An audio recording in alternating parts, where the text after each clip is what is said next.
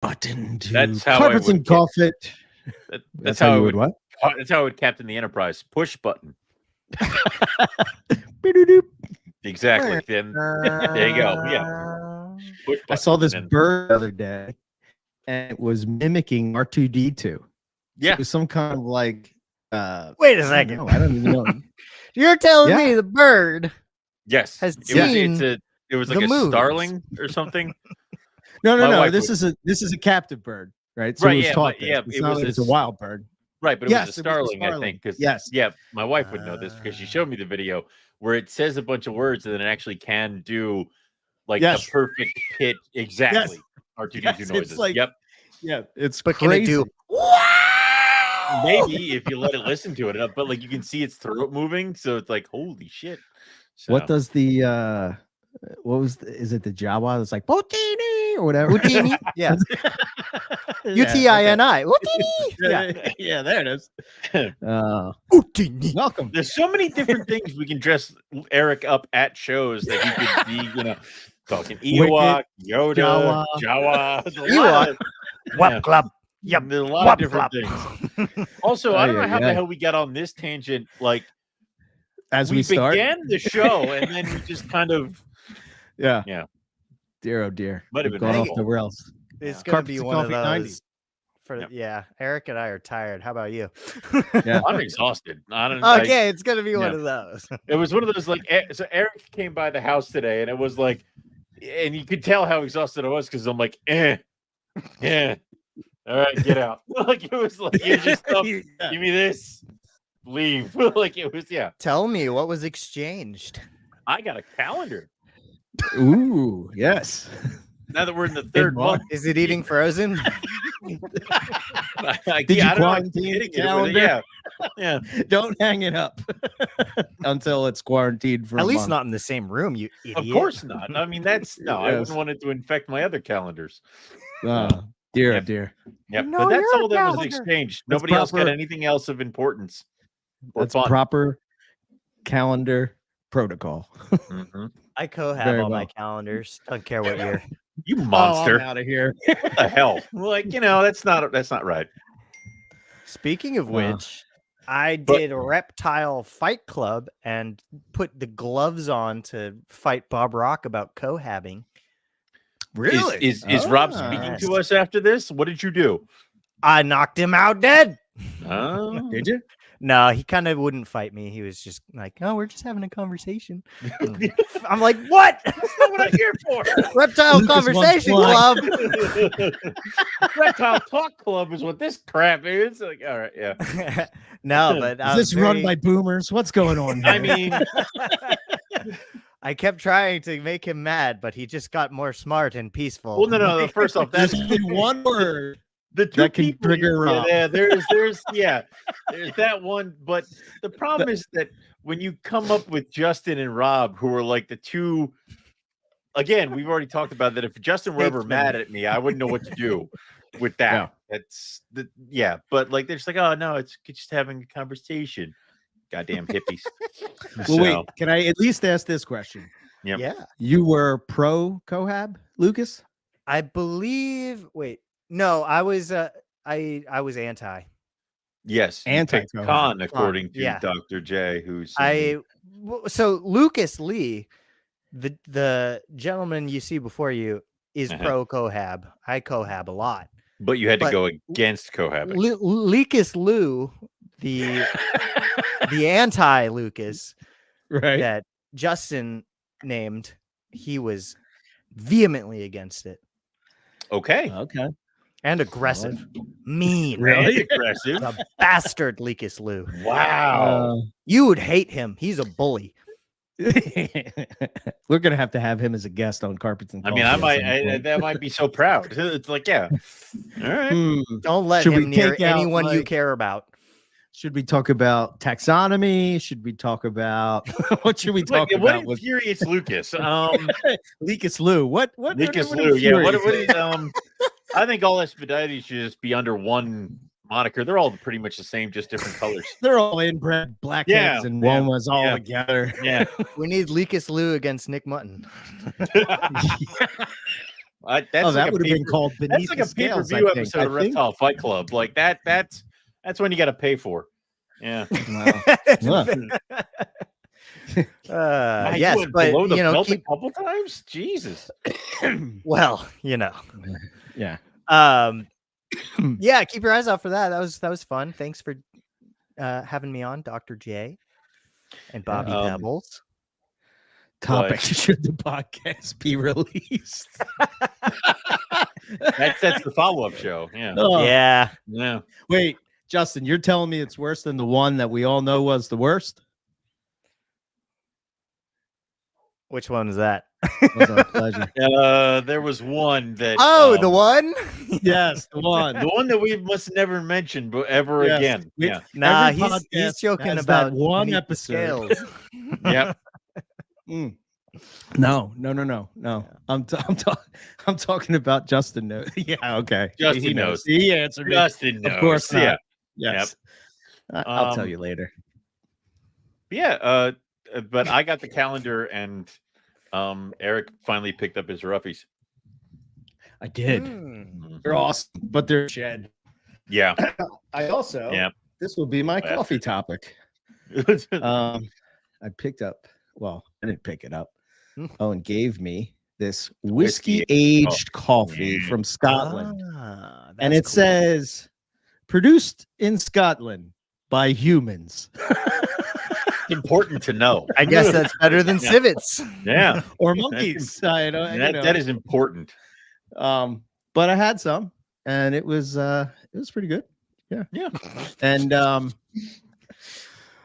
at its most basic definition, a whiskey barrel aged coffee is made by putting just green coffee beans.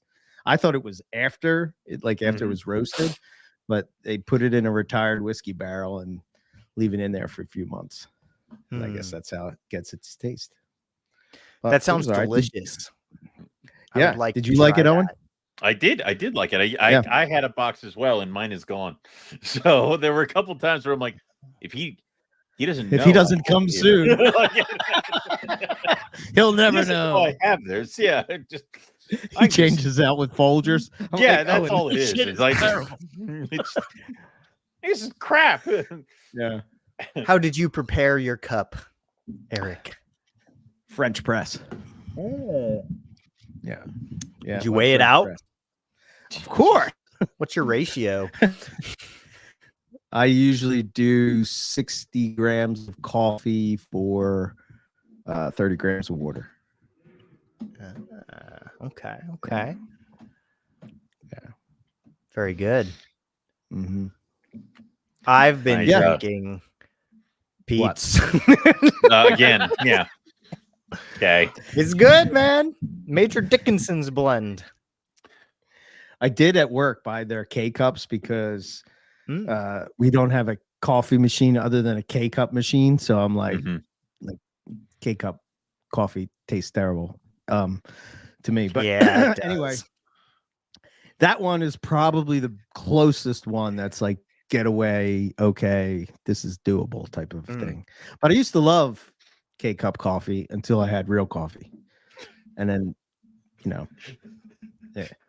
He's like drinking it, crying. What have I been missing? Like, yes, it's about right. I just finished this morning. I finished up the last of a cold brew gallon jug kind of thing of the Carpets and Coffee blend, and I am out. So I was thinking about going on their website and exploring some of the other flavors or something else that they got. The honey processed stuff is good. I was thinking that. Yeah. I've not tried that yet. The Nicaraguan, I think it is Nicaraguan honey processed. I think that one's good. I've had them all. I think the Da Vinci Boa one is pretty good too. Snake Discovery is pretty good. I think it's like, apparently because we know that they brew coffee at like the big shows and stuff like that. Like, I almost want to go to Kinley and just kind of like walk around their table and like try them all. And then I assume at that point, assume at that point I'll be running around the show like some sort of hummingbird where it's just like real. There goes Owen. Yeah. Well, when we go up to see Keith, I'll bring a whole bunch of them, and I'll make you a Excellent. 5-cup run. You can taste them, and we'll 5 cups will give you the runs. Yep. I haven't tried their Jamaican. I forgot to reach out to Trey about it because I know it's like a special thing. Podrick, have you had the Jamaican? Is it delicious? I know the Blue Mountain is like very specific and very Should I have it? I like coffee. Yeah. I have some coffee news that I can share this week. Oh, okay. Let's do it. Start a trend. Yeah. For our Vancouver listeners, Canadians, Vancouver's very own Coffee Bike, a pioneer in the mobile coffee industry, is set to revolutionize global entrepreneurship with the introduction of its latest creation, the Coffee Bike Volume 2, a portable espresso machine on wheels. Get the hell out of here. Herping has just got knocked up. You have my no. Please don't do this. The company's mission is to build a global community of like-minded individuals passionate about the mobile coffee industry. We're gonna be on some mountain, and some drone's gonna bring him a cup of coffee. He goes, yeah, it's perfect. Thank you. Like it's Yes, like Coffee recharging Bike's your founder expressed excitement about the upcoming expansion. So wait, is it a bicycle? Or is it anywhere I am, I can have it, I can have someone arrive on a bicycle with coffee? Because that's already a thing, isn't it? I will have to dive deeper into this topic. Or is it like the Domino's self-driving car where the car will come up and here's my coffee? Because that's just poor an Lucas was accident waiting to thinking, happen. I'm going to come prepared with a story. It is certainly a bike with. I have questions. Okay, so if you're walking around Manhattan, right, and you see the little stands on the corner where they're selling like roasted nuts or something, you know what I'm talking about? Yeah, like a bicycle with I guess a case on it. That's what it looks like. Okay. Yes, it's all red. There's a guy in the picture, so I'm assuming it comes with him involved. Specifically. And to kickstart this ambitious global expansion, the company Coffee Bike is seeking to fulfill a minimum order of 20 units, and it aspires to see thousands of these mobile coffee shops operating around the world. So keep your eyes peeled.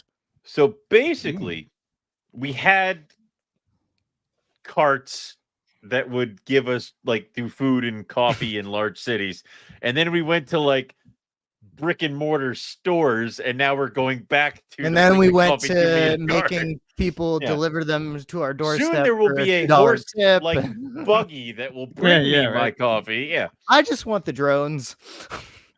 What did Kanye say? The mechanical bees. Well, exactly. That's all Eric wants is the small drone to bring him a cup of coffee when he's on a mountain in Australia. Anyway. When we're trying to climb up a mountain. See, if I told you mountain called in a cup of coffee, I would get a little jolt of energy. I do remember when I was young, there were the commercials for Life Alert, and it's all the old people, and they're, I've fallen and I can't get up, and they press the button and help comes.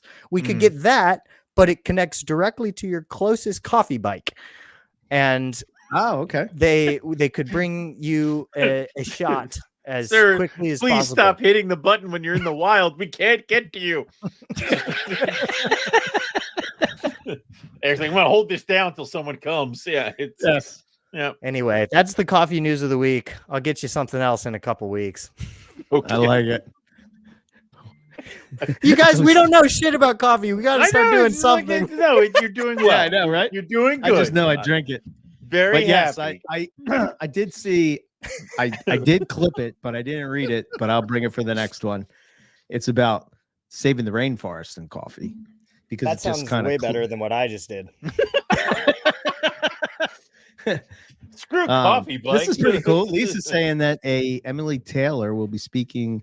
Her Snakes of California will be released. Fantastic. From NCHS. So Northern California Herp Society. I'm a card carrying boy. Oh, that's upside down. Good job. There you go. All right. So now that we rambled on enough, I think it was good. I know this, of course, this is good. Just this is how the show work. Yeah. So your take on this. Maybe I have a feeling that this is going to be Owen just going to be like smack. Just it's one of those things. When have I ever done that? No, I don't mean like smack it, like meaning that your answer is just going to be it's so simple. Why are we talking about this? Listen, that scrub, that scrub scares the crap out of me. I'm going to. Yeah. Anyway. Oh, you're gonna smack my snake? No, not her. Well, just kidding. I'll try, but Your it'll end in snake. blood. Yeah, she'll smack. The trade is finished. It's now mine. Yeah, it's your snake. She's mean. She's scary. She's terrifying. But they say smaller, right? Wamina scrubs, make them bigger. I mean, it's not. She's not huge, but she's still.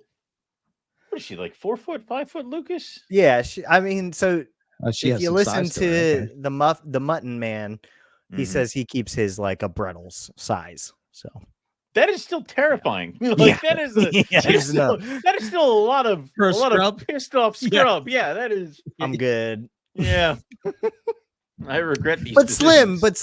I'm talking length. That just makes. I feel like means it moves faster. Like a big fat like I can handle, but this thing is. Yeah. I feel like on NPR we used to try to debunk the idea of chondros and carpets and being vicious, but notice we stopped once we got to the scrubs. It was like we can't defend this. There's no way. Only certain people should have this.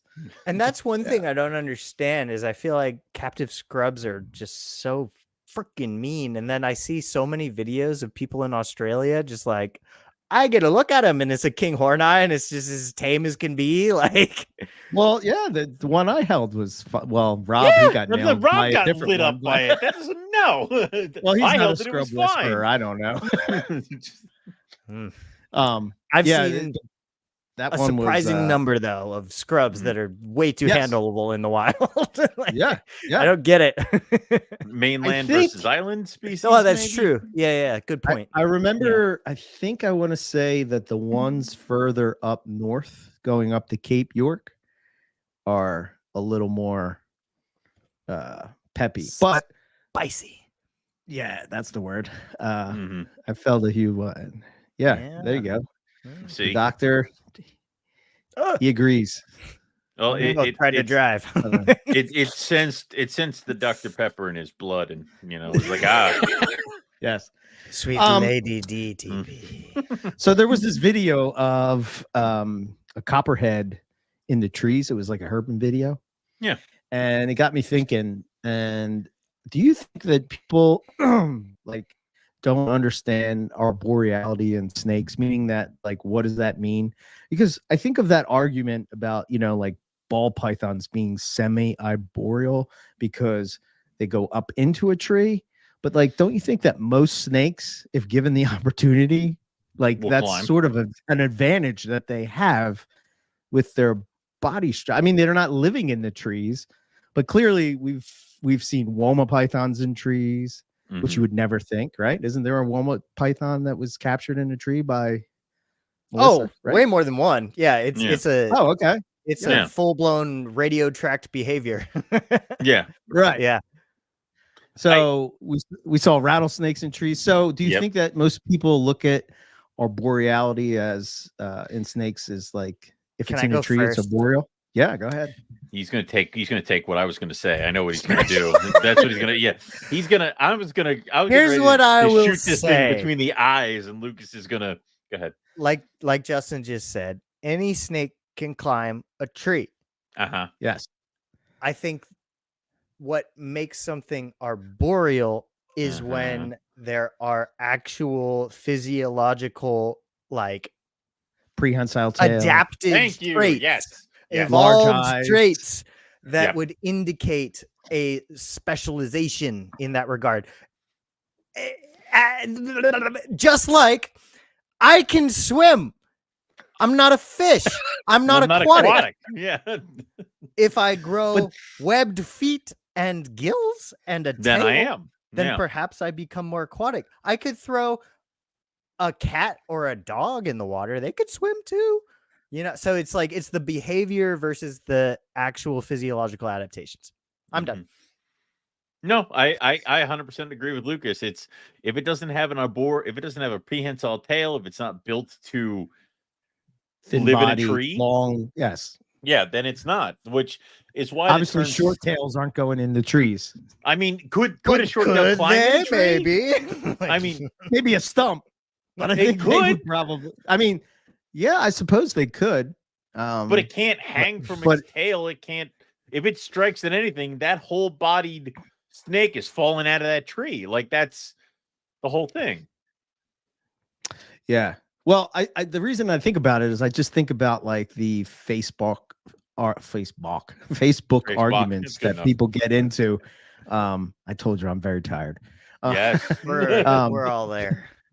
Facebook arguments that people would have about understanding what that means, because I just feel like sometimes, if you're talking about enrichment, just because you put a branch in there and a snake crawls onto a tree doesn't mean to the point that it's arboreal. We'll take advantage of that tree, especially in an enclosure that's only 4 feet high at you know what I mean? Like it's not like it's going crazy up into the air. If there was rocks there, it would climb the rocks. If there was grass there, it would go up up the hill. Like I don't know. It just seems yeah, and especially if the branch is like if you put a piece of driftwood in there where it could climb up certain areas and like start from the ground and climb up, it's really kind of different than if you just shove the stick in there up really high, because like you said, like a short tail is going to look up at the stick and be like, I wonder what's that all about. Like it's not going to try to pop over. But yeah, I think I did read in the go ahead, Lucas. I was just gonna say a term like arboreal or fossorial or terrestrial, like that all needs to be rooted in a comprehensive like natural history setting, not any one behavior, activity, capability even, right? It's not about the capability, it's about the holistic life history, and it also doesn't matter at all. It's it's just us needing to categorize. All snakes can swim. They're not semi-aquatic. Right. Yeah, exactly. You don't feel like some herpetoculture has this idea that if we say it's arboreal, they never touch the ground, and if we say they're terrestrial, they never go into the trees? I think it causes more problems than good. Right? Like when I was first getting a carpet python as a noob, I totally set it up like it was going to be on the branches off the ground all the time. Like it was a terrible setup, right. But I was just listening to the word. NPR. Yeah. Well, no, this was before that. Okay. Before that. Yeah. I was like arboreal. Okay. Well, there's also the thing of that when certain arboreal species are not on the tree or on the branch, something is very wrong. Like it's almost taken as biblical that when the green tree python is not on the stick, it's not okay. Something is very wrong with it. And it's like, okay, well, who's to say that's 100%? Like I guarantee I will agree that if something is wrong with the green tree, it's not going to be perching. But if I come downstairs and they're all cruising and the one's down on the ground, you can't automatically assume that there's something wrong with it. It could just be but on the ground.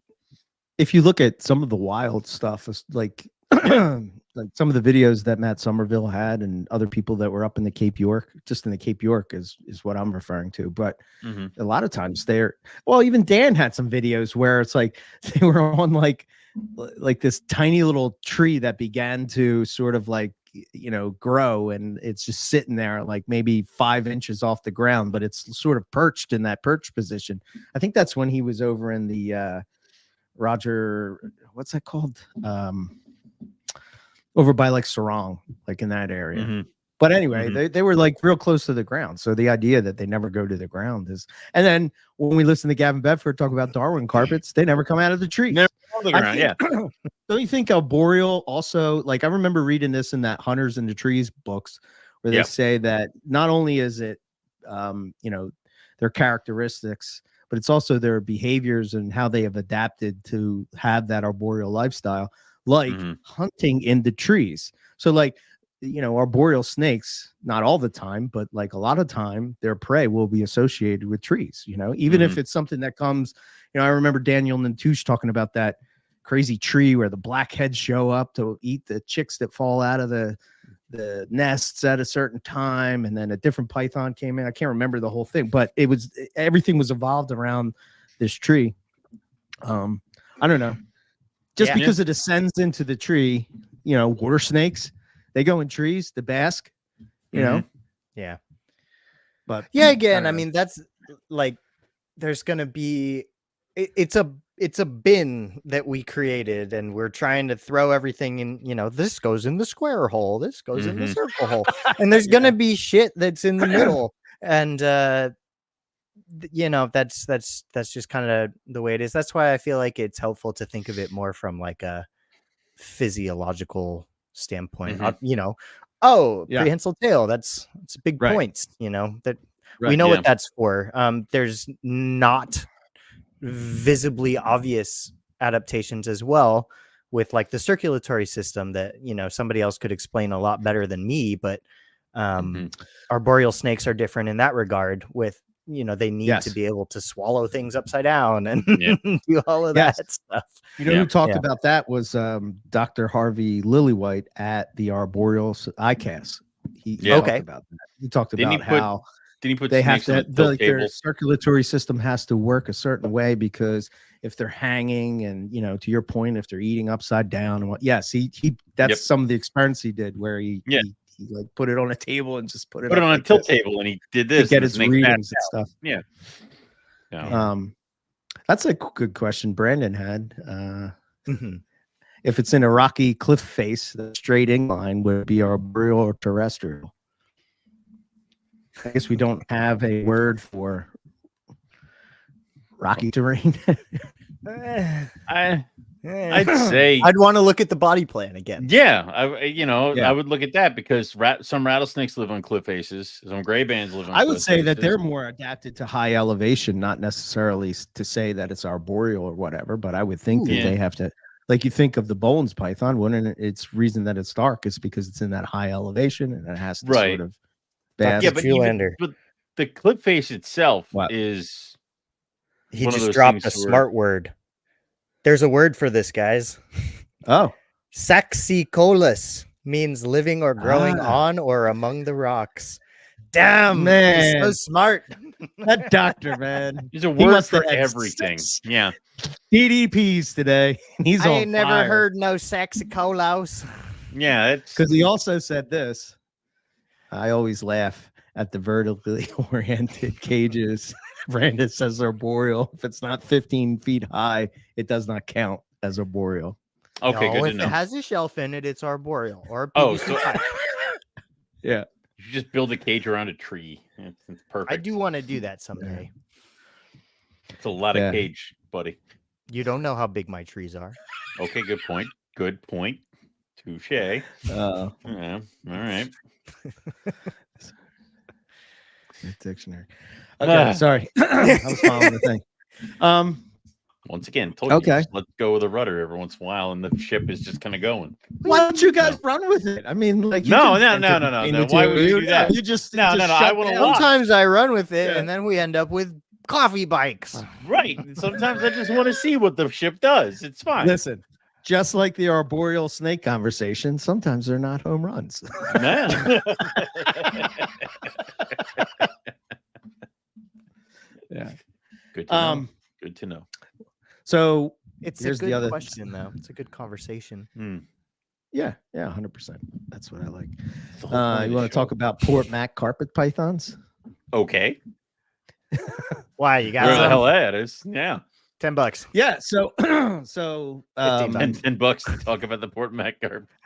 Yeah, right. No, Darren. No, Darren was just on NPR coming out tomorrow, and he was talking about Port Mac carpet pythons, which are basically the intergrade zone of coastals and diamonds, and he was showing us some pictures of stuff.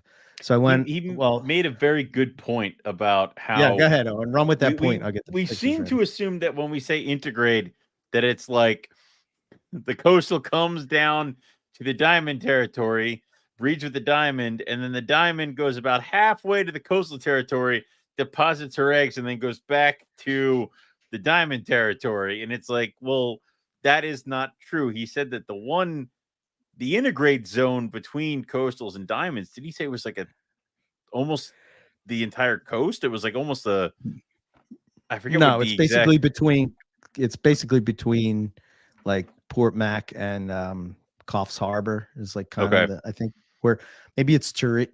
I think I'm saying that wrong, Turi. But I think that's sort of where diamond pythons start. Basically, we have the high population of coastals, and then as it goes down, you see more animals that aren't quite coastals. They're coastal diamonds, but they have more coastal influence. And then it shifts to where you start getting ones with more diamond influence, and then you get to the diamonds. So the intergrades are almost their own separate thing. Well, I think that's what. Yeah. This is sort of what he was talking about as far as like, because he works with, I guess they call them in Australia, I guess in captivity, that they call them rainforest diamonds. Yeah. Yep. And this is one of his. Look, because looking at it, you can see heavy diamond influence, but you can also see where it's not right for a diamond. That boy ain't right. Yeah, exactly. Well, I looked up them up on iNaturalist. So, wait a second, you're telling me if I breed a diamond python to the tiger coastal from Owen, I get to sell it as a rainforest diamond? No, there's very specific localities. So this would be one. That hurt me physically. Don't ever say that again. I did it for the good of the community. No, you didn't. Somebody was thinking it. One of the listeners was thinking it. No, they weren't. So you can see on the map how it's kind of in between. That would be Coffs Harbor there, and then you can see that kind of has some heavy diamond in this area. Looking at the back end. Yeah. Yeah. Let's see. I'll show you a couple others. This one. That seems like one of those ones we would call a sib. Yeah. Back in the day. Yeah. Kind of diamond pattern a little bit, but with those coastal portals. So let's see. Yeah, go ahead. When you're in these areas, are you ever going to see something that looks like a pure coastal or a pure diamond, or are they all going to uniformly look pretty muddled? Well, they're all going to look pretty muddled, but then as you get closer to coastal territory, you're going to start seeing maybe ones that have a little bit more coastal influence, and the other way around, where you're going to see ones that maybe are a little bit more diamond influence, but they're always going to be not coastal, not diamond. Like, they're going to look different to your eyes. They're not going to be the 88%ers and stuff like that. I have a question when it comes to carpet python variability and looks and, throughout their range. I'd be very curious to know if their environment affects their color. I mean, similar to what you see in rattlesnakes, like I think of speckled rattlesnakes. Obviously, I know it's not going to be like they blend in, but like maybe a lot of the variation in phenotype comes from, I don't know. It's hard to tell when you're looking at these because you're usually seeing them either on a road or in a tree. I would say invariably yes, because we know that every clutch of carpet pythons is going to have variability. We observe that. And the ones with the most advantageous pigments and patterns are the ones that are going to survive and reproduce in that specific spot. Right. So, just eventually, as a mechanism of natural selection, if there is a favorable look for that environment, then that's what you're going to get a higher percentage. If you stick out, you die. So it'll be that way. It's pepper moth theory. If the trees are black, the black pepper moths lived. If the trees are white, the white pepper moths lived. Like, it's basically that. So totally. And that I wonder if anybody's ever done that with carpets.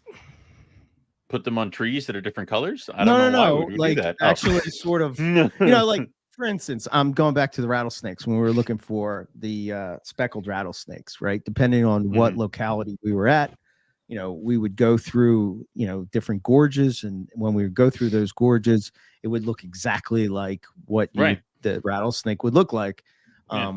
Whether it had a tinge of that pink to it. I think of the oh my God, why am I drawing a blank on the snake's name? This rattlesnake I love the most, the one with the painted face. Ridge nose? Yes, ridge nose. But what's the scientific name?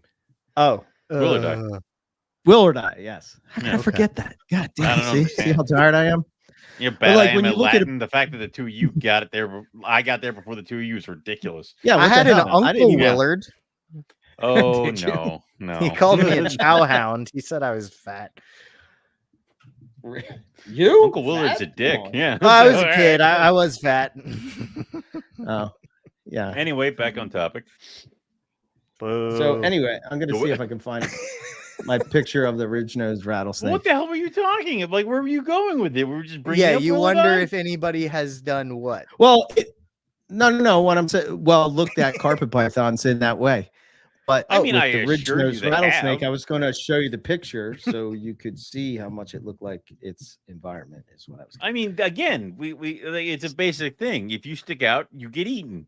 So, But then there's confounding factors as well. So there's the predation one, which is probably the biggest one that you're talking about. You stick out, you get eaten.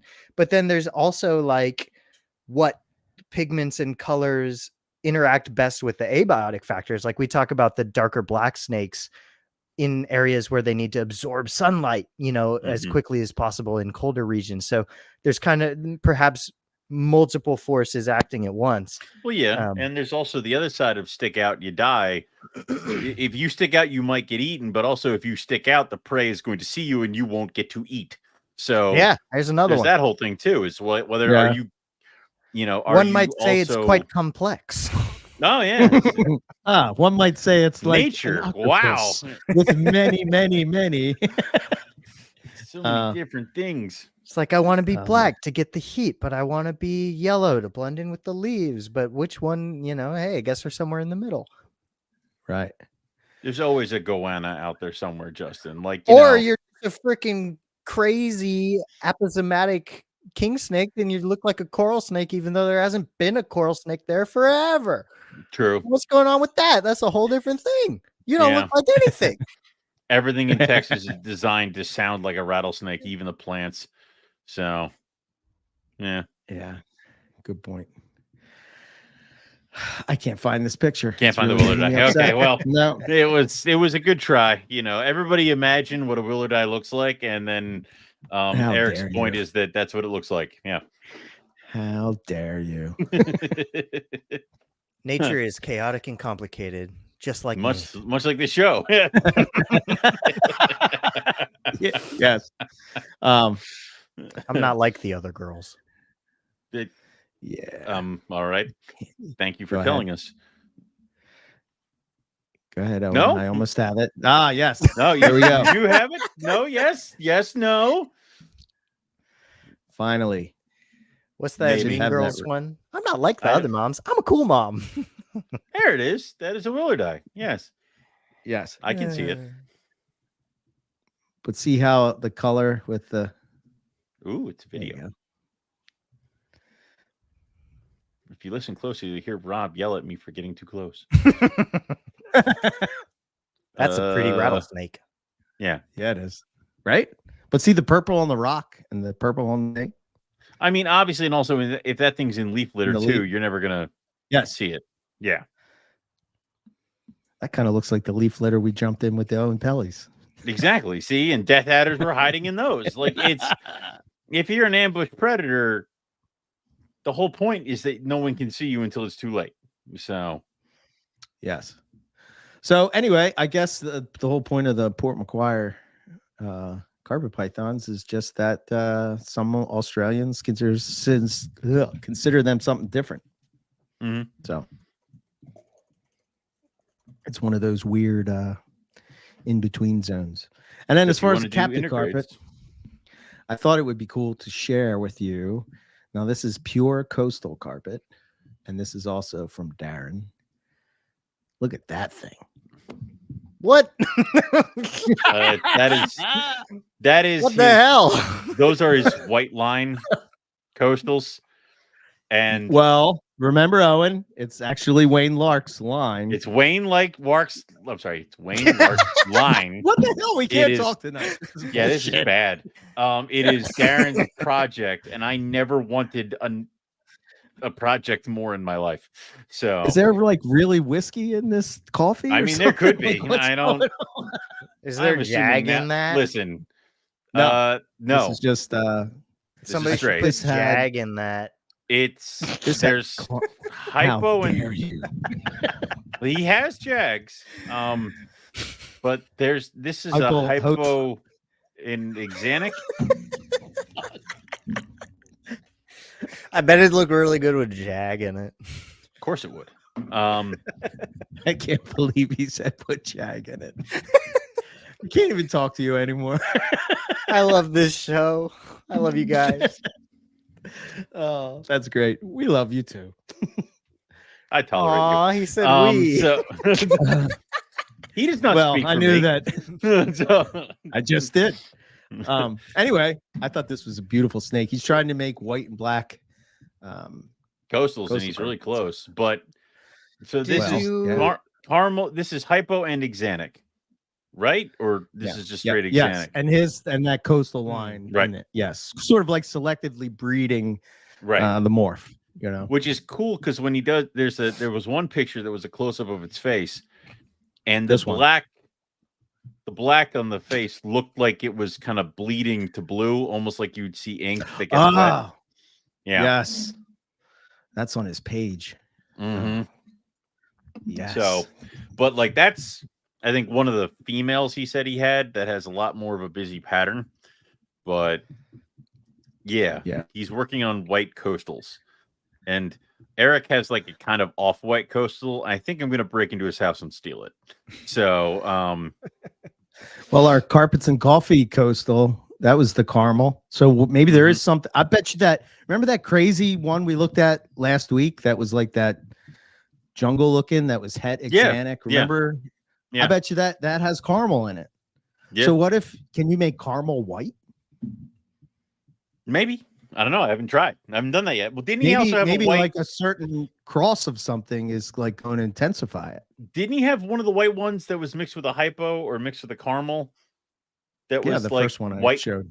No, there was another one. What was that white one? Or was that just an albino something or other that he showed? There's too many that he showed us. It was ridiculous. Yeah. So it is true.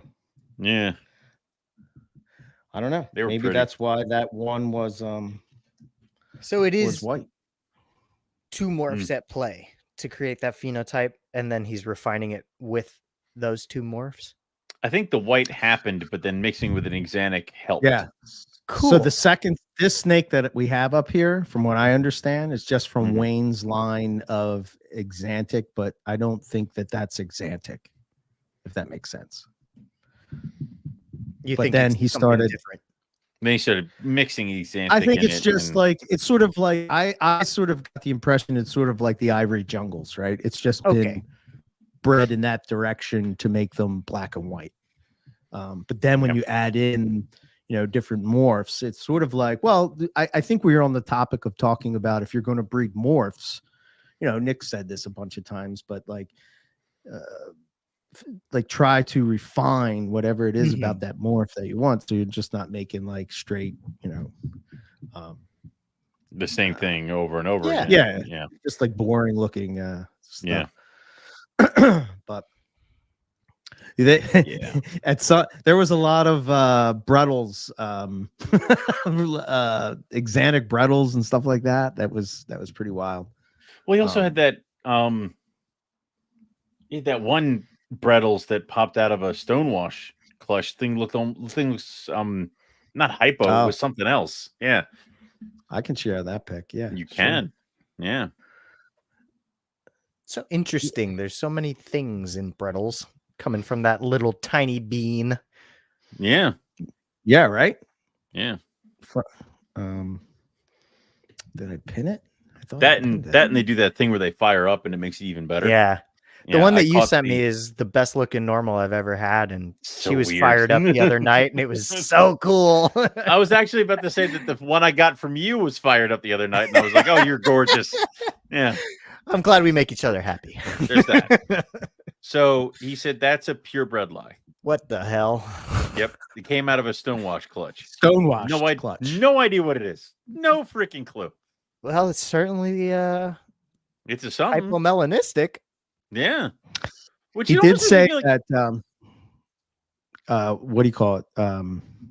He did say that that some of the, I guess he calls them thinker projects that he was working on with stuff, a lot of times that there's nothing to it. It's just sort of a one-off snake. But this one, yeah, he was like, oh, there's something different about this one. there's But- something weird about this. You one. don't say. Yeah. yeah, yeah. Well, it's kind of weird to be like, if this is a hypo, the hell is all the other stuff we've been calling a hypo? Oh shit. We already have it's the hypo. horrible- And we already have hypo caramel and thing all bread over lie. What again. the fuck is this? Like, it's, Oh yeah, you know what? There you go. That's a caramel bread lie. there you go. Okay. Yeah. Well, I don't yeah, know. I mean it's that's a a good cool point. looking It's like snake, for there's sure. less black, but there's less red too. It's like only the Right. yellow. Right. Yeah. So No what's idea. the word for lack of red? Isn't Well, that and also its eyes are normal, so you can't even say like any kind of albinism or anything like that. So, Uh, eh, uh. Yep, I don't know. It's in Australia. We'll never get it, so it's fine. We just drool over it. just conject and drool over it. Yeah. You know, as a Lucas, as a bread lie aficionado, what are your Wow. thoughts on why Him? yeah, right? Look at that. Of course. Shut up. Suck my ass, Owen. I'm pretty sure I've made the exact number of clutches that he has, if not Why more. you? but- okay. Not you're if you right. I'm scale sorry. it for years attempted. Ah, What do you mean? I got mine for the first year. Now we're fighting. So, Success rate. What? What? What? I don't know. I got mine the first year I tried. I named Yeah, my you're- fake, not real company after it. That was, and you immediately went to Espinites. That was your fault. so my question is, what do you think that wild bread lie have that the captive don't? Do you think it's just from what Great we outdoors. got in stock we got here? Like, why are the ones in Australia and why are the ones in the wild particularly always look hypo? Did you have any thoughts on that? I don't know if we ever talked about that. I think that there is a certain degree of pigment manipulation from the high UV index. I think that's definitely a thing. I mean, they change color, but I don't think at all that it's to the extent we see. I think that there are other factors. I think it's a multitude of things all working at once. I think that is in play. And I also think that whatever founder stock was brought in here must have just been darker. But I don't, and yeah, it's just the hypo thing too, being like a weird polygenic, like, oh, what do you mean? Like they just came that way, and if you breed them to each other, they stay that way, and if you breed them to other things, they get less that way. That sounds like maybe they were just that way. Like, so is it a morph or was it just a prettier snake? Like, Yeah, Yeah. that's don't know. difficult. I think Yeah. that it's not solely explained by the light or diet or any of that like plasticity stuff. No, because I've talked to people that have given their bread lie in captivity UV, and Totally. when you Keep them outside. So they're not going to turn Yeah. red and orange Yeah. and look like a peanut butter cup inside. Yeah, I think that's where I'm at too. It's just the stock that came in, and that's the direction it went. I guess when you're smuggling something like that, you got to take what you can get. You know, you're not. But when you only have when you have founder animals, with this one. Yeah, you get what you get, and when you have founder animals of like 2 or 3 or 4, it's like it's hard to really kind of spread out. You know, Yeah. Mm-hmm. That's what I blame the marsupials. So okay. Well, wait, what do you mean? You blame the marsupials? I blame the marsupials. Like the thylacines, like the 3 that are left, go in there and paint them red every night. Exactly. 100. Being close to a marsupial is the key to having better looking bredli. So everybody get a kangaroo. So you would have a kangaroo if you could. In a heartbeat. In a heartbeat, I would get a kangaroo. I'm not allowed to have animals that will kick me to death, apparently. So really? Oh, yeah, that's no fun. Come on, jerk about it. How many just want them in a cassowary. I saw this video of this cassowary, and it was doing this thing where it was like it was up at this, like its face was like spread out. Yeah, and it was wild. It was like the angle of the shot, but its face looked like it was like square. And like, yeah, it was. I think I just saw that too. Did you have your volume up? No. Because I think I saw the same thing. The noise it's making was what was scarier. Oh, really? It's like, I'm gonna have to revisit. Yeah. All right. Well, we're only gonna go 1.5 hours, so we're okay. About an hour, right? Or an hour, right? Yeah. Yeah, you got a half hour still. Yeah. Oh. Okay. You said hour and a half. Wait, you said 1.5 hours, and then you're like, we're about at an hour, so let's call it there. It's like we still have a half. I'm looking at 6:22 on my computer, and then I looked at our time sticker up at the top, and it said 51. Yeah. Okay. I just was looking at 1.5 hours.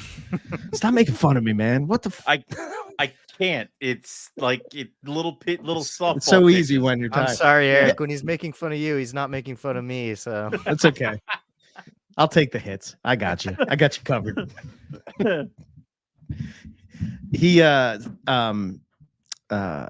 did when I drove up there today, it was I woke up late because 2 days before when we were talking to Darren, I booked the show on Saturday because of the time change and all that. Mm-hmm. So I didn't realize that it was daylight savings time. And we scheduled it at what, 8? 8 was 8. So we went to 10, and then we talked for another hour afterwards. After we talked for a half recording. hour before we even hit record. Yeah, hour after. Yeah, and it was kind of like, oh shit, it's 1 o'clock in the morning, and I got to get up at 4, and I haven't recovered. We need to turn that off. Yeah. So after this, I'm going to bed. What do we got other than a fours line? Are there any? Let's see. What's this question? Other than a fours line, are there any bredli in other non-Australian countries that are redder? Yeah, I mean, I responded in the chat. Just what we call the U.S. hypos. That is a unique line. It didn't stem from any of the existing lines. Gotcha. Are we still considering those a morph? What, a heavily polygenic morph. Yeah. I mean, I think for right now, right? Yeah. Without knowing the origins, I think that's an unanswerable question. But we can call it a morph, but we can then also say it's a morph that requires a 25-minute explanation. So what's up with that? Light is driving me nuts. Hang on. Yeah, what's happening to you? Are you about to get sucked into the void? Very much, maybe. Hang on. I think First Encounters is behind him. If all of a sudden Owen starts talking in weird clicks and clacks. Oh man. Such a great season going. Oh, me? Yes, you. It's going great. I thought I was gonna get no snakes to make more snakes. I believe we can go back to a January episode of Carpets and Coffee where it was like nothing's breeding and everything is horrible, and then exactly. And I mean, I was right, like nothing was happening, but then a deluge of crazy storms came through like the next week, and It's the deal sealer, baby, for a couple of these Womas. So yeah, it was now interesting. You're sitting pretty on 2 clutches of Womas. 2. I'm a happy camper. So 1 clutch came on Saturday, which was maybe like 21, 22 days after the shed. So that one was a little earlier than what I typically see with carpets. And then I was expecting the next one to be like a week later, but I guess just egg laying was in the air. And then she laid them out of nowhere yesterday, only I think 18 days after the shed. So, okay. Yeah, pretty speedy. And I looked back at my notes, and last year that same snake took 28 days. So I don't know. It's interesting. I don't know what's happening. Stuff. But they all look good. Big ass eggs. Like one of the eggs was 87 grams. It's like almost the size of my hand. You weighed each individual egg? Yeah, I'm taking reproductive data for this little thing called a book. All right, yeah. Okay. And that makes sense. Yeah, all had great veins and a very clear embryo. So hopefully 14 good little Womas. Yeah. Okay. I'm keeping all of them. Nobody asked. How fast do you when they hatch out, do you know right away what would be considered like a holdback? I'm only going off of 1 year's experience, obviously. So I feel like it's going to take me a while to refine those skills. But with that being said, I think in terms of pattern, right off the bat, in terms of pigment, which is most important to me, I don't think any decision should be made until 4 or 5 sheds in. Okay. None of that orange shows up at first. Yeah. Right. Okay. That's what I thought. And there's no tell on the belly, which has been a point of emphasis for me, right? So when I look at the belly scales out of the egg, the ones that end up being like candy corn neon orange don't have any different look than the ones that end up having no pigment down there, at least so far. Okay. But again, the mistake I made last year was letting stuff leave too early, overcommitting animals to good friends, and putting myself in a spot where I couldn't say no. This time I'm keeping them all. So hopefully after this year, I'll have some better answers for that question, because I'm going to watch really closely. I'm going to watch for a long time. Are you prepared for that many Womas? I am. What about if the blackheads lay? Look at you. Who's questioning about, are you prepared? Listen. Do as I say, not as I do. Okay? 110% here. Here's why I think I am prepared. That is a lot of mouths to take to a 1.5-year-old. Here's why I think I am prepared, brother. Okay. The Western blackheads, I mean, what? She gonna lay 7 eggs again for me, and then 3 to 4 of them are gonna die, and then I have to give half of those babies to Nick anyway. So it's all good. Okay. There you go. Are you expecting any more Womas to lay? It's possible. I'm not expecting it. So the third female that I had paired this year, she laid last year as well. She laid 8 perfect looking eggs, of which only 2 hatched. An older snake, so maybe some fertility issues there. She didn't have a super obvious ovulation, but she's still on food, but she did shed, and she's laying inverted a lot. So I'm not really sure I wouldn't be surprised if she slugged out. If she's inverted, though, there's something in there if she's inverted. But yeah, something's going on, but it doesn't seem as good as it should. I mean, I'm pretty sure I can confirm a rhino based off of her not eating right now. So I think I at least have a clutch of rhinos coming. So that's awesome. Just one so far? It's one so far. I had rhino on rhino crime over here. I had to call Bob Rock and get it all figured out. Yeah, you had. Yeah, what was that about? Yeah, they were both boys. Okay. Pretty simple. Yeah. These Dr. are both Loafman male. Sent me a pair of boys. I guess the real surprise is just that they didn't fight earlier. Situations change, and Yeah. they went to a new habitat, and that might be what caused it. Because I've had male carpet pythons chill in the cage when they should be combating. It's something just depends. They got along for however long they were with Zach. Totally. And I think they're maybe like 2-year-old snakes or something. So Rob also brought up maybe they both just were getting to their first spring where they were producing sperm and right, you know, just decided playtime's over. I mean, what was the extent of the combat? Was it, did they bite? Did they so put it through the carpet? They fence? were totally ignoring each other for the first couple weeks they were here. And then I noticed like flopping noises, and one would just kind of erratically be jerking around. And they were a lot more active. And then I walked in and saw the one with the fucked up horn biting the one with the perfect horn. And like in the midsection, jealousy going on here. Where it's like, the one with the messed up horn is mean. He's a bully, just like Lekus Lou. But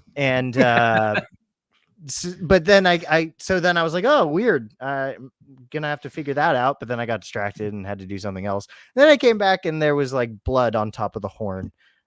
So something happened that I didn't observe that led to bleeding, and that's when I separated them and probed them like 16 scales deep. And then the probe disappeared, and it's like, crap! Like, it went so far. I've never seen it go so far. They have really long dicks. Yeah. Wow. Okay, that's creepy. But now you've never seen that, right, Owen? I've never seen combat. I've never seen combat, but I've never put two males in the same cage. I've always just had a boy and girls, or boy and girls. So I've been pretty good about that. Well, Rob was telling me he's even had some particularly nasty boys over the years that would tear up his girls. My males can be assholes, but they're only ever assholes to me, and I can accept that, The reason it took me a little bit to see if the one female, I have a female that lost her horn, and she's pregnant, I think. So it's just I didn't want to grab her because I'll just be bleeding because she'll just tear me up because she does not like to be touched. But she was up against the glass today and she refused food. And I'm like, you've never done that and you look huge. So good enough. But Lucas now has a female rhino. Yeah. Thank you. Yeah. You're welcome. How confident are you in the popping with them? It didn't come out, so I don't mean like I'm not like questioning your skill. I'm just wondering if them as a species is pretty poppable. So far, I mean, I did it right when they come out of the egg.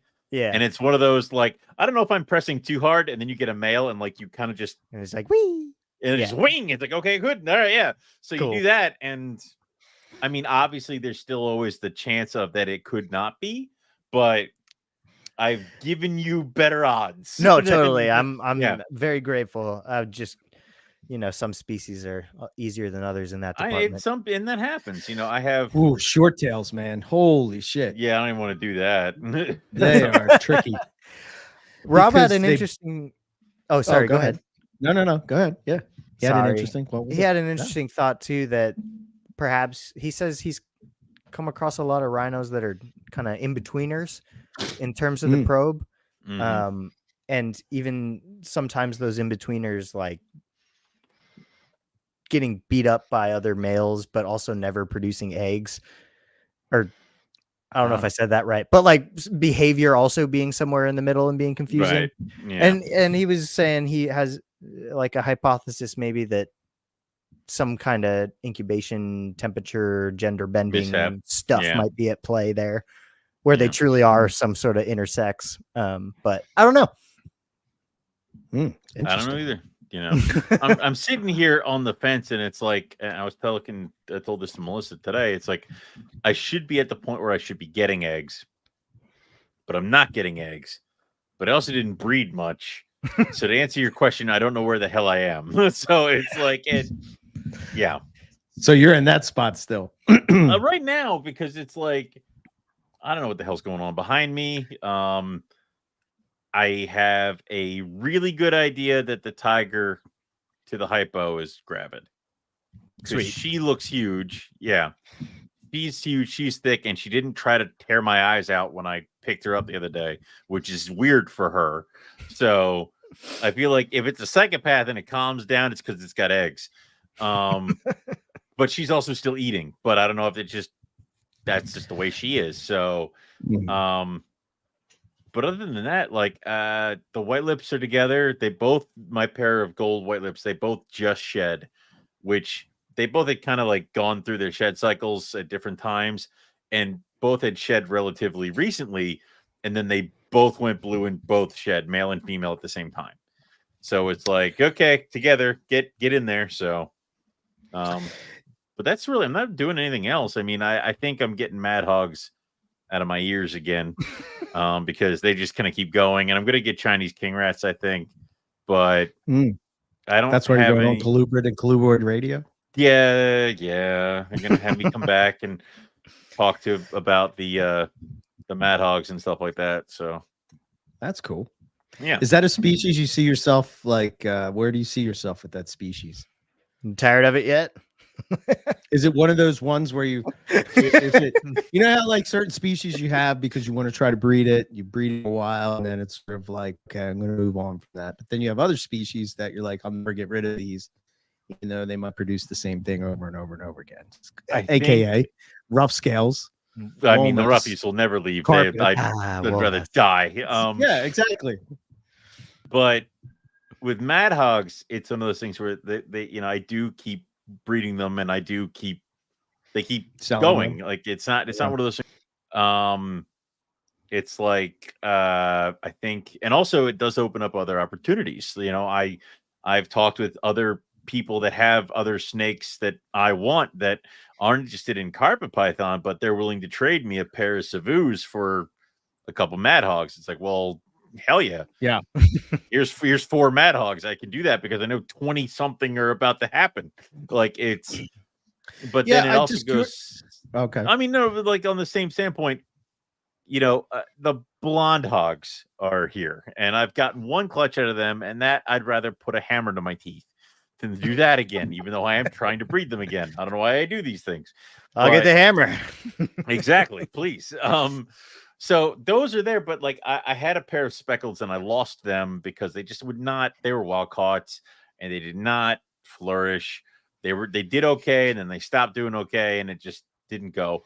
But I haven't been looking at replacing them because I don't think I need all 3. I don't think I need the specks, the giants, and the blondes. Right. Because it took me, the last blonde that I produced out of that clutch from like 2 years ago just sold. So it took me that long to get them to sell. And I didn't have that many. Are certain species more popular than others? Yes. Yeah. People seem to really. Giants are number 1. People really like giants. Yeah, because it's a giant, and you can cohab. You can set up a nice little cage thingy. It does all the things that a giant hog does, and all that fun stuff. And also because it's bigger, it's kind of less assuming, I guess. It's a diet Dr. False Water Cobra. It's not as big as a false water cobra. It's not as angry as a false water cobra. It's not psychotic around food. So it's that whole thing. But some people do prefer the blondes and the specks because they're smaller. But I sell out of Madagascar hognose. I usually have maybe about 3 or 4 that carry over to the next year, and that's out of like 20 something. I think it's interesting how it's just a different mindset in herpetoculture, right? For you, it makes total sense to have these oddball species because you're doing shows to where that is going to be very successful for you. And it's like species that you're like interested enough that you enjoy keeping them or breeding them or whatever. And do you see that species as something that's going to grow? But and then I guess my other part to that would be that you have someone like me who's like, no, I just want this. That's it. Right. I don't. But and I don't want to do shows. You know what I mean? So I think if you're going to do shows and be a commercial breeder, I mean, you can do it. Obviously, people do it, but I think you have to be a little more open to keeping more of a variety. You do, because there have been shows where the only thing I sold were Madagascar hognose.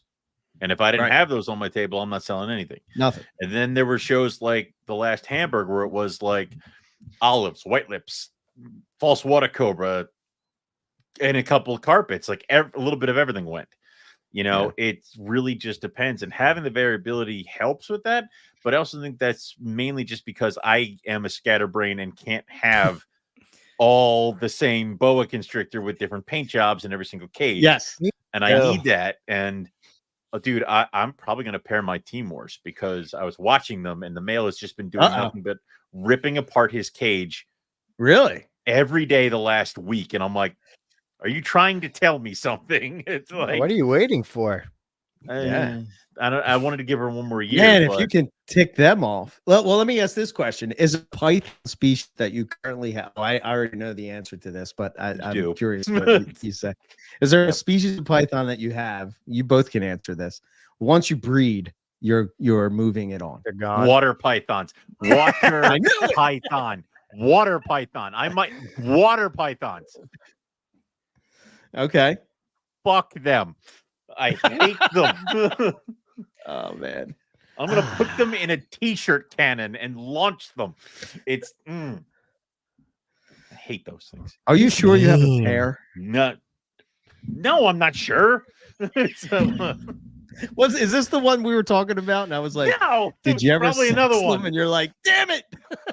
No, that was the we were talking about the Xanac tiger. We're like, you sure it's not a boy? And I'm like, so damn you, son of a bitch. And I got downstairs a probe. I'm pretty sure I have a pair of water pythons, but I think my female is just psychotic. And she's always trying to bite me and everything else. And I think my male wants nothing to do with her. Yeah. And I keep trying to get my boy bigger. I think that species is one of those where if the male is larger, it really could help. You know, where if the female's kind of a little bit of a psycho, but the male's able to kind of throw his weight around, it might be a little bit more helpful there. But my male is smaller than my female. And he's like, I don't know if I really want to eat a small rat right now. I think I'll wait, or I think I'll skip this feeding. And my female is like medium rat every time, like and she's just evil. So I'm gonna box them up and send them to Lucas. Okay. Wait. That didn't go well last time. Yeah, just let it happen. Just let it happen. It'll be fine. What about you, Lucas? Is there I don't think I have that anymore. It would have been the scrubs. Right. Now they're my problem. So that's right. I think that everything is at least where you want it. I perceive it as a long haul thing, which that's a good place to be. But what about a non-python? A non-python. I mean, like I haven't had. No, you already produced. That's my bread and butter. How dare you? Quiet. That's what pays for I'm changing my name to Chupala Lee. Another persona here at Centralian Exotics. We focus on Lake Chupala Garter's things. No, I haven't had enough time with the rhinos to decide if they're gonna be for me. I would like them to be, but I'm just being honest. I think you'll enjoy them when they're not being murderous psychotics. I think you'll like them. It's again, rhinos.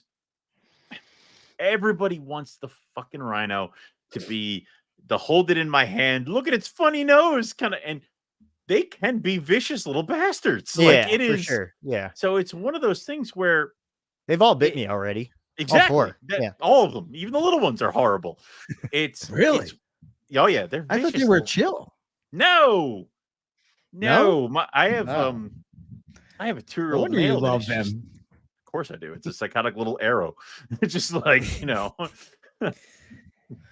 I think they're one of those ones that you set it up and you have it in these wonderful little enclosure things, and then you just kind of do that. Okay. Yeah. What about you, Eric? Mr. Well, Slim Collection, Mr. What do you have that will, like, once you breed it, it's gone? I think I got rid of pretty much everything that, I think carpet python wise, probably the doublehead snow carpets. once I get those snow eggs, yep. They're probably gone. Yeah, I dig the Antaresia. I like having a pair of Walmas. Yeah, I don't know. Probably it's right where I want it to be. It probably anything. I would add a few things here or there. Various, some pop one carpets at some point. Imbricata, if that ever came. I mean, you're getting my head granites once I breed them. Yeah. I don't know. Yeah, I think that will evolve as like I get the bigger cages and stuff set up and whatnot. But as far as breeding, diamond pythons are pounding food. It's a good sign. Good thing or a bad thing? I think it's good. Yeah, it's warming up. The room is warmer. It's about 10 degrees warmer. I've extended their basking lights. They're basking a lot, and they're just ready on fire. Now, mind you, diamond pythons are kind of always ready for food, even when it's 50 degrees. Yeah, but it's a little more vicious, if you would. Like it's how that female is like when she's like, okay, it's go time. Let's go, motherfucker. Like she's just eating anything you put in front of her. Are you going to start intros soon or? Well, I think I wanted to see if I could get them to shed. And then after that point, I would just kind of leave them together for the season. I wonder if the intro would trigger the shed, though. I was thinking maybe the food would. So I gave them, as you're coming out, they haven't eaten for a while. So I give them some smaller meals, and then I pounded them with, I had medium or meat rats that I saved, large rats that I saved up for them. So like a big meal. Yeah. I'm thinking that will trigger a shed. Yeah. How many diamonds do I have? I have what? 2.2. No, 4. Yeah. Not that I know what Eric has in his collection at all. Or, yeah, he did that immediately. That I'm just like watching and waiting and well, I did have an extra male, but I got rid of that one. Yeah. See. So. Anything else you need to know about Eric's collection? Just go ahead and ask me. Just ask you. I brought one of the big diamonds that is outside on Alex's balcony next door back up and fed it a mouse, just a small mouse, and it immediately went into shed. Oh, really? You never know. Yeah. You never know what's going on there. Yeah. Did you not feed them the whole winter? That you had them outside? Yeah. Okay. Exactly. Maybe 3 months or so without food.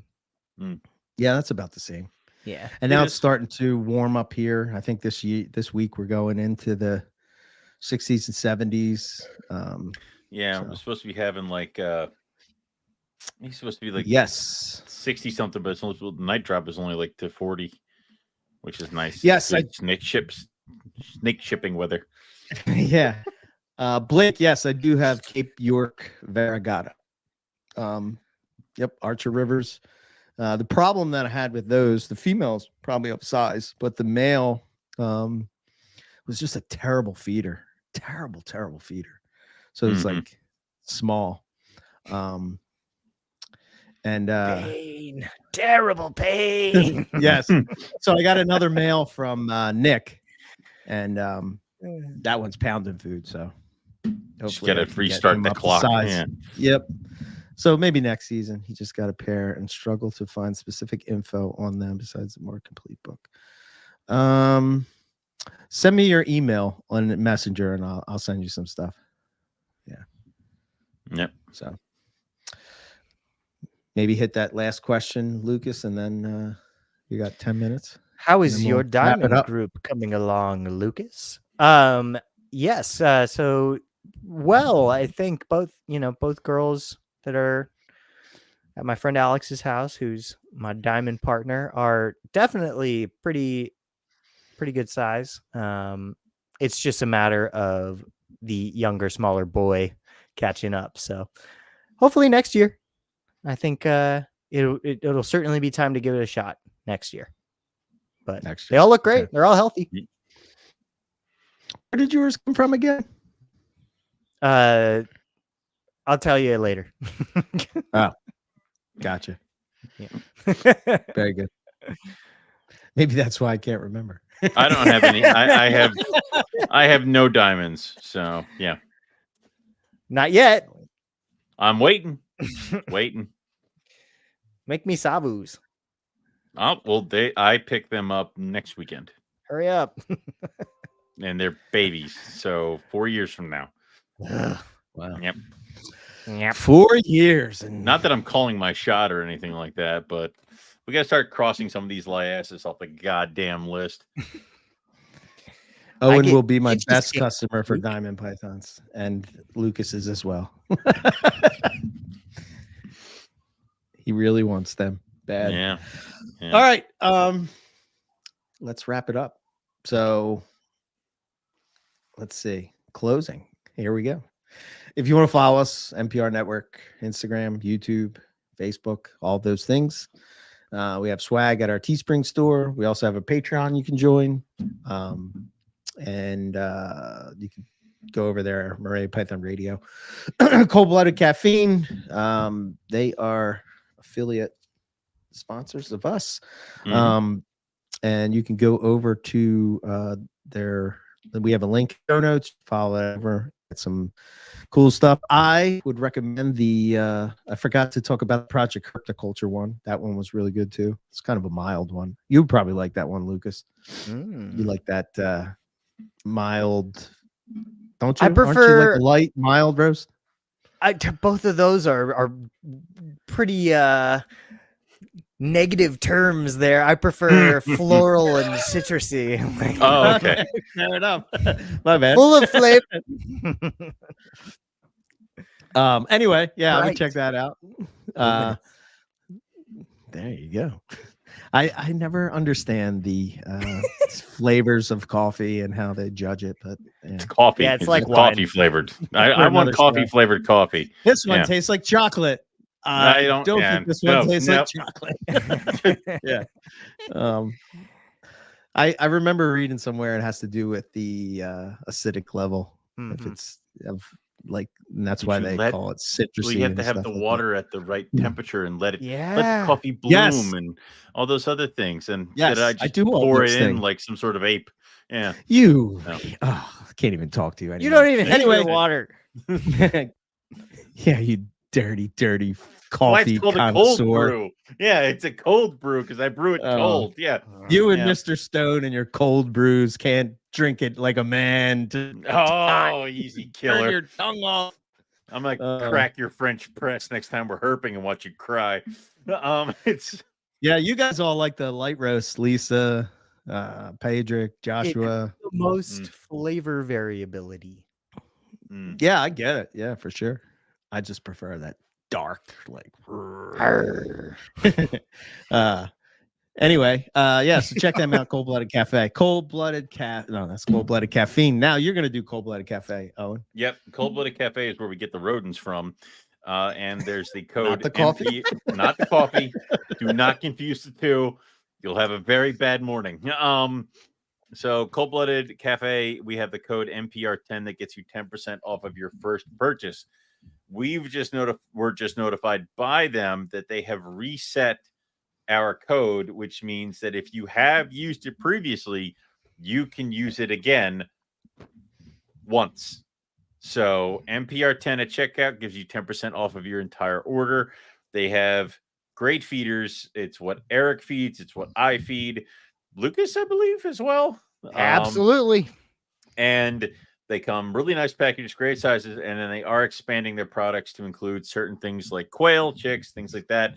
And they have sales usually every weekend. So make sure you follow them on all their social media so you get notifications of certain sales. And the MPR10 code will work with the sale. So if they have a sale on medium rats for a certain percentage off, you can then also add the 10% code on top of that. So, but you can only use it once. Do not message me saying it didn't work the second time. So Eric Diamond Pythons. Cold-blooded cafe.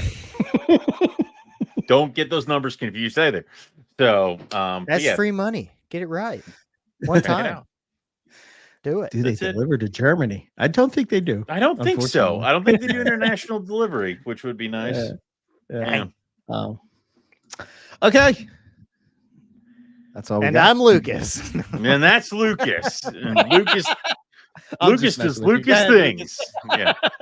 Thank you all for joining us for another episode of Carpets and Coffee. We'll see you in a couple weeks. Good night. Was that an attempt at? That was an attempt. That was an attempt at me, wasn't it? End the show.